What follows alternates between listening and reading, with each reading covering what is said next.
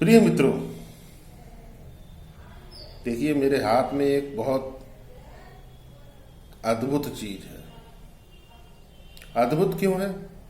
क्योंकि इसका जो प्रयोग है वो इसे अद्भुत बनाता है। इसकी विधि इसको अद्भुत बनाती है।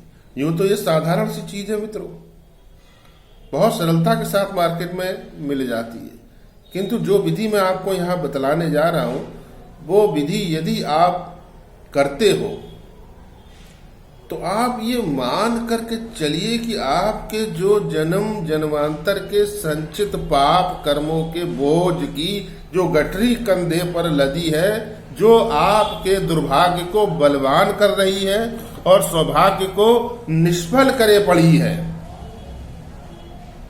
वो पाप के बोझ की गठरी धीरे धीरे धीरे धीरे हल्की होती जाएगी, अंत में बिल्कुल ही समाप्त हो जाएगी। सीताराम जी महाराज और संकट मोचन हनुमान जी महाराज की असीम अनुकंपा से मित्रों, प्रिय मित्रों, जिस किसी के जीवन में जो भी दुख है उस दुख का कारण उसका ही अपना प्रारब्ध है, कर्मफल है। तो आपको अपने ही हाथों से उसको मिटाना है और अपने भाग्य की सुनहरी इबारत लिखना है कि नहीं लिखना है मित्रों? लिखना है। सौभाग्यशाली बनना है, धनवान बनना है। धन प्राप्ति का ये बहुत अच्छा एक चमत्कारिक उपाय है, कभी खाली नहीं जाता। ये वस्तु जो है मित्रों, इसका उल्लेख मैं यहाँ पर कर देता हूँ। ये मेरे हाथ में जो है मित्रों, ये सफेद रंग की चीनी की चाशनी में बनाई हुई खीले हैं मित्रों। खीले और खिलौने जो दीपावली पर नए जब आती है फसल धान की, तब ये मार्केट में खूब मिलते हैं। आप मीठी खीले इसको बोलते हैं। इसके अंदर धान उबाला हुआ होता है। धान को उबाल करके उसको खूब अच्छे से लकड़ी से कूट कूट के फिर उससे खील तैयार होती है। फिर उसको भाड़ में भूना जाता है मित्रों, फूल कर बड़ी हो जाती है। उसको फिर जो है पाग लिया जाता है चीनी के अंदर। आजकल तो मिक्सर चल रहा है, उसमें पागा जाता है। तो ये मीठी खीले हैं। बाजार में प्रसाद वाली दुकान जो होती है, जहाँ पर दाना आदि का प्रसाद मिलता है, परमल हो गया, खीले खिलौने हो गए, वहां पर ये आपको मिल जाएगी मीठी खील। मीठी खील का ये प्रयोग कभी खाली नहीं जाता मित्रों, कभी जा ही नहीं सकता, क्योंकि ये देवताओं का भोजन जो चावल है उससे इसका निर्माण होता है। और उस देवता तक ये कैसे पहुंचाया जाए जहां से आपका सौभाग्य रुका हुआ है, रुका पड़ा है, ताला पड़ा है, वो देवता आपसे जो कुपित है। तो आप अपने घर पर 250 ग्राम लाकर रख लीजिए। हल्की होती है वजन में, बहुतायत में इतनी मिल जाएगी, एक डिब्बे में रख दीजिए और थोड़ी सी खील उसमें से आपको प्रतिदिन निकालना है।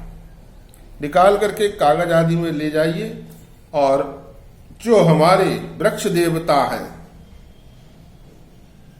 प्राणवायु देने वाले, छाया देने वाले, फल फूल देने वाले, तो वृक्ष देवता ऐसे देखिए जो मोटे तने के हों, थोड़ा पुराना पेड़ हो, उसके नीचे आप उस कागज को रख दीजिए। हनुमान जी का स्मरण अवश्य कर लीजिए मित्रों।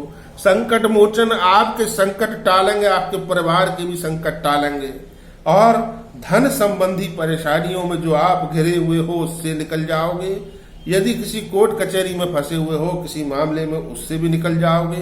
दाम्पत्य जीवन में कलह कलेश है, उसको भी ये दूर कर देगा और घर में किसी प्रकार की कोई कमी नहीं रहेगी। जिस देवता का जो अंश है वो वहां से उन तक पहुंच जाएगा। आप रख करके आइए, पीछे मुड़कर आपको नहीं देखना है और कागज आदि पर रखना है श्रद्धा पूर्वक। श्री हनुमान जी महाराज का स्मरण मित्रों जरूर कर लेना। वहां पर जो भी संचित पाप कर्म आप लेकर के आए हो वो धीरे धीरे धीरे धीरे बहुत शीघ्र कटेंगे। जी हाँ मित्रों, और जब उनका नाश होना शुरू हो जाएगा, पहले ही दिन से असर शुरू।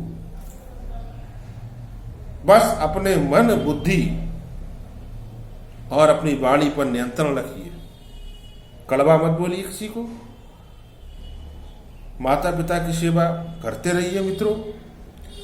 और आप किसी भी दिन से आप इसको प्रारंभ कर सकते हैं। बृहस्पतिवार से कर लीजिए, जैसे कल गुरुवार है, शनिवार से कर लीजिए, मंगलवार से कर लीजिए, कभी से भी आप शुरू कर लीजिए और लगातार इसको आप करते जाइए। बमुश्किल 40 दिन अगर आप इसको कर लेते हो तो उसमें आपकी बहुत ज्यादा, तो 1 किलो खीले मुश्किल से उठाएंगे मित्रों। 1 किलो खीले बाजार में जो है ज्यादा नहीं, इस समय कोई 60 रुपए किलो है मित्रों। तो उसमें आप इतना बड़ा ये हवन कर दोगे, इतना बड़ा ये भंडारा कर दोगे, इतना बड़ा ये यज्ञ कर लोगे, जो कोई विधि है ही नहीं मित्रों संचित पाप कर्मों को मिटाने की। जो विधियां हैं वो समय समय पर आपको बतलाता रहता हूं।